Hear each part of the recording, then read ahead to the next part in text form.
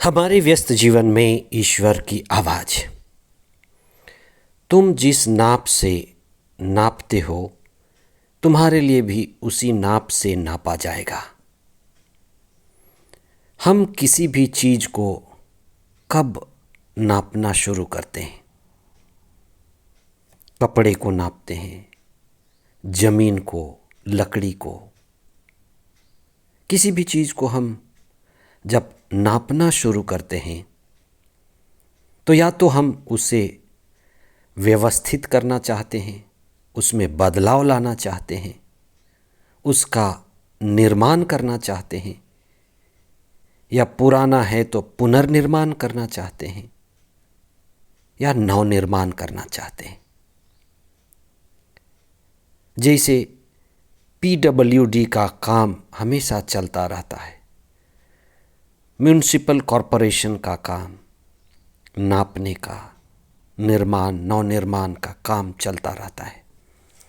जैसे सड़क, बिजली और पुल का काम आप देखेंगे लगातार चलता रहता है। हमें उससे भी महान कार्य अपने जीवन में करना है, वो है मुक्ति का कार्य। जैसे आप सड़क चलते हुए देखते हैं कि पुल का निर्माण प्रगति पर है, सड़क निर्माण प्रगति पर है। हमें व्यक्तिगत रूप से 40 के इस समय में एक बोर्ड लगाना है, मुक्ति का कार्य जारी है, जीवन का नवनिर्माण कार्य जारी है।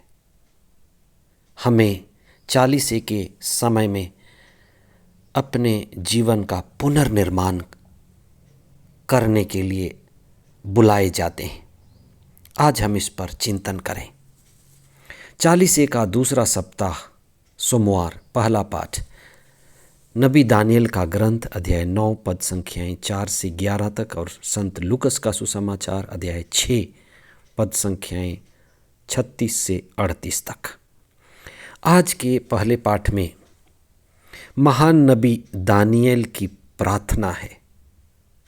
नबी दानियल एक महान नबी थे और वे बाबुल में निर्वासित इस्राएली जनता के बीच थे। नबी थे, उन्हें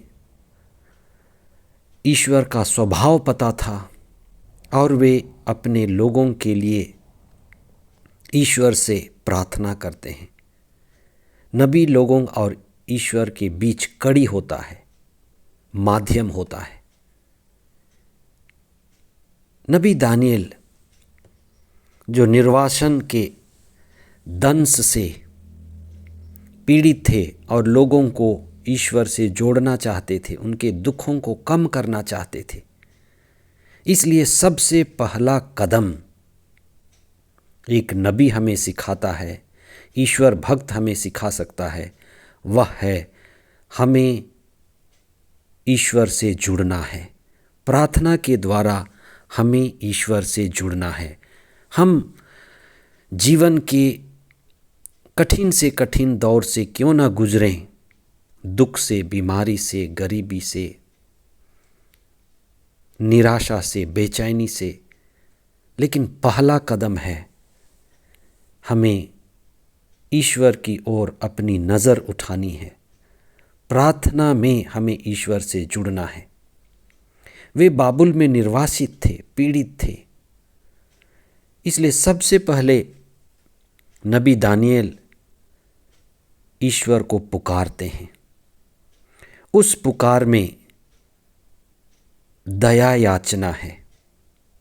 ईश्वर महान है, सर्वशक्तिमान है, पिता है, दयालु है। उनके स्वभाव के अनुसार नबी दानियल कहते हैं कि प्रभु, हमने पाप किया है। वे इस्राएलियों को दोष नहीं देते, उन्होंने पाप किया है। वे खुद को भी लोगों से जोड़ते हैं और कहते हैं प्रभु, हमने पाप किया है, हमारी गलती हम स्वीकार करते हैं और हम अपने जीवन में बदलाव लाना चाहते हैं। नवनिर्माण और पुनर्निर्माण के लिए हम आपकी ओर नज़र उठाते हैं। आज के सुसमाचार में भी ईसा ने ईश्वर के स्वभाव को जानकर कि ईश्वर दयालु है, वो हम पर दया करता है, लेकिन ईश्वर चाहता है कि हम भी दूसरों पर दया करें। इसलिए ईश्वरीय गुणों को हमें अपने जीवन में उतारना है। ईसा कहते हैं कि तुम दयालु बनो जैसे तुम्हारा स्वर्गिक पिता दयालु है। तुम निर्णय न दो, निर्णय देना ईश्वर का काम है।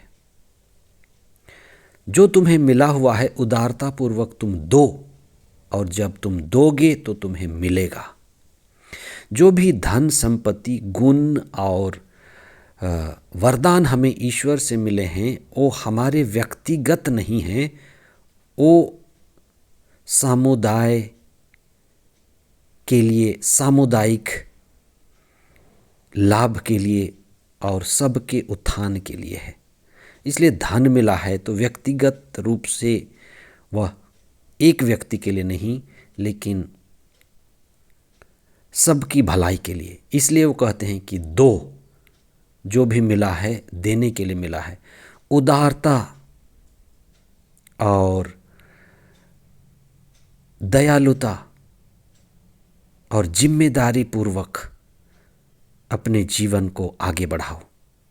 इसलिए ईश्वर जिसने हमें बनाया है हम पर दया करता है, और 40 की समय हमें चेतना में बढ़ने का समय है, होशपूर्ण जीवन जीने का समय है।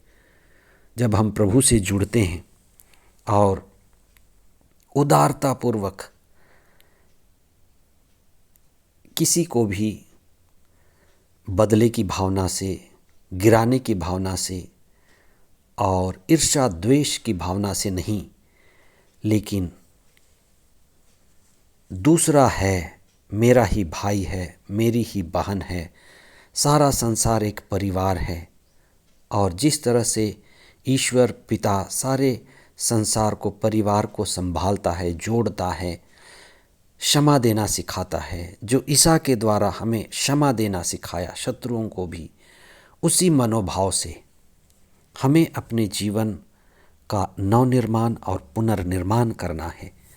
आइए हम थोड़ा समय मौन हो जाएं, धर्मशास्त्र की असली शिक्षा को समझें कि सारा विश्व, सारा ब्रह्मांड ही परिवार है, और ईश्वर उस परिवार का पिता है जो हम सभी बच्चों को, जो नादान हैं, नासमझ हैं, अज्ञानी हैं, हमें प्रकाशित करता है और अपनी दयालुता, करुणा से हमारे जीवन को नवनिर्माण के लिए अवसर देता है। हम प्रभु के साथ जुड़ें, उनकी शिक्षा के द्वारा प्रभावित हों, और हम अच्छे जीवन के द्वारा इस संसार को प्रभावित करें। कोई भी धर्म, कोई भी जाति, कोई भी संप्रदाय में जहाँ ईश्वर कार्य कर रहा है, एक ही ईश्वर, वहाँ अपना प्रभाव छोड़ता है। हम उन्हीं के प्रभाव से प्रभावित हों और उनकी उपस्थिति से सारा विश्व एक बने, शांति और एकता और अखंडता को बढ़ावा मिले। आमीन।